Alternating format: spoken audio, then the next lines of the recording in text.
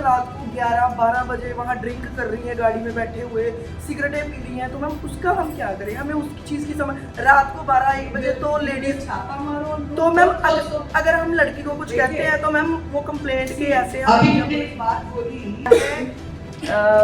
Coca Cola में कुछ पिला दिया। एक होता है रेप और एक होता है consent. There is a big difference between relationship and consent. किसी ने कर दिया रेप, वो अलग कार्रवाई है, कंसेंट से है वो अलग कार्रवाई है। अगर आप कंसेंट से किसी के साथ बैठे हैं और पुलिस आपको आपकी गाड़ी ठोक दे कि हाँ क्या हो रहा है भाई, क्या फिर कैसा एम्बैरेस फील करेंगे हम? So we should also take those precautionary measures if we've come for study. So we should follow those rules also.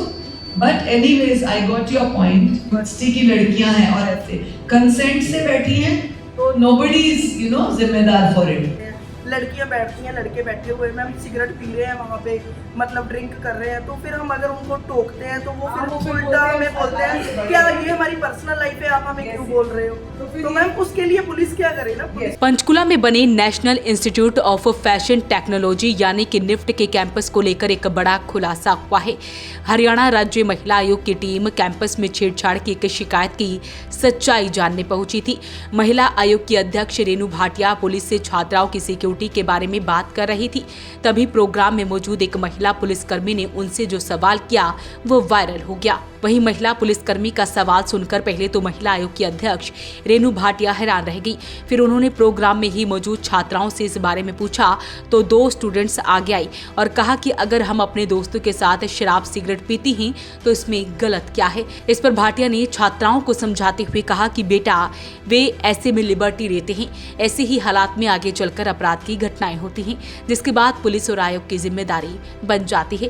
देखिए, निफ्ट में आने का मुख्य मकसद 22 तारीख के हुए जो है शिकायत पर था, जो शिकायत काफ़ी ऊपर तक गई और हमने उसका सुमोटो लिया क्योंकि मैं कहीं बाहर थी 2-3 दिन, तो मैं आज जैसी आई हमने यहाँ का दौरा किया कि बाहर गेट के जो 2-3 दुकानें हैं या हॉस्टल की गर्ल्स कुछ सामान लेने खाना लेने जाती हैं, उस रोड पर एक तो अंधेरा है जिसकी इंस्ट्रक्शंस हमने नगर निगम पंचकुला को दी और उसके अलावा हमने एसएचओ इस क्षेत्र के प्लस महिला पुलिस को कि दिन में एंट्री और एग्जिट के टाइम जो ऑफिस वर्किंग आवर्स हैं कॉलेज की यूनिवर्सिटी के, उनमें राइडर ज़रूर यहाँ पर होनी चाहिए।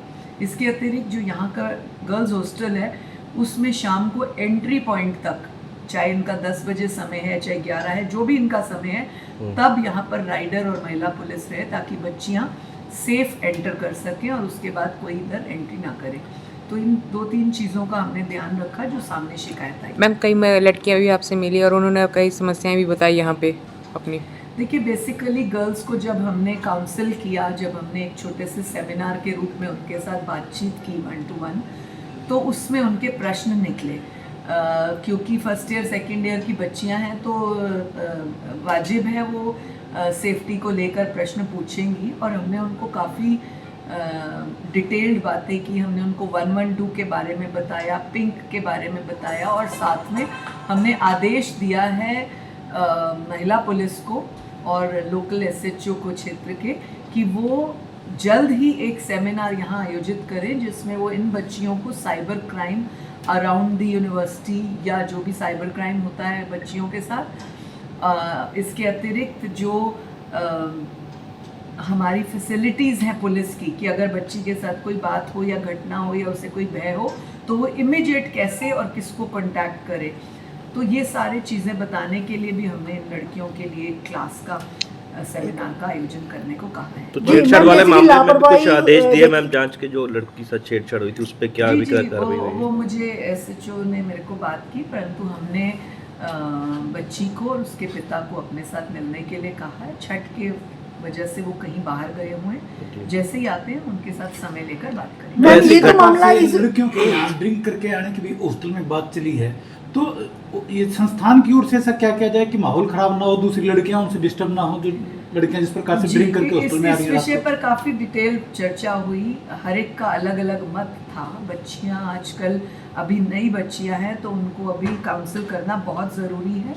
मुझे पता लगा कि यहाँ के डायरेक्टर ने एक साइकोलॉजिस्ट रखी है इन बच्चियों के अलग अलग समय पे उनको काउंसिल करने के लिए। बहुत अच्छी एक बात है, मैं अप्रिशिएट करती हूँ। और क्योंकि नई बच्चियां हैं तो उनके विचार अलग अलग हैं। कुछ कहती हैं कि अपनी मर्ज़ी से ड्रिंक करना, अपनी मर्ज़ी से सिगरेट पीना, ये हमारी मर्ज़ी है, ये हमारी पर्सनल इच्छा होती है। लेकिन हम लोगों का फ़र्ज़ बनता है कि उनको क्या बेहतर है, क्या गलत है, स्टूडेंट लाइफ में उनको क्या करना है, कैसे सिक्योर रहना है, ये बताना हमारा दायित्व है, फ़र्ज़ है। कि निफ्ट में तो चलो बात हुई है इसलिए सामने आई है।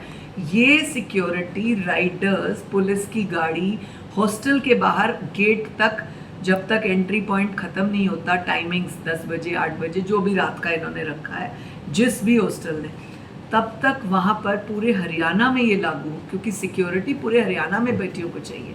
महिला आयोग की अध्यक्षा रेनू भाटिया ने कहा कि बच्चियां अभी इमेच्योर हैं, उनके सामने मामला हुआ है, उन्होंने खुद भी बेटियों को समझाया है। अपील रहेगी इस वीडियो को आप शेयर जरूर करें। वॉइस ऑफ पानीपत के लिए ब्यूरो रिपोर्ट।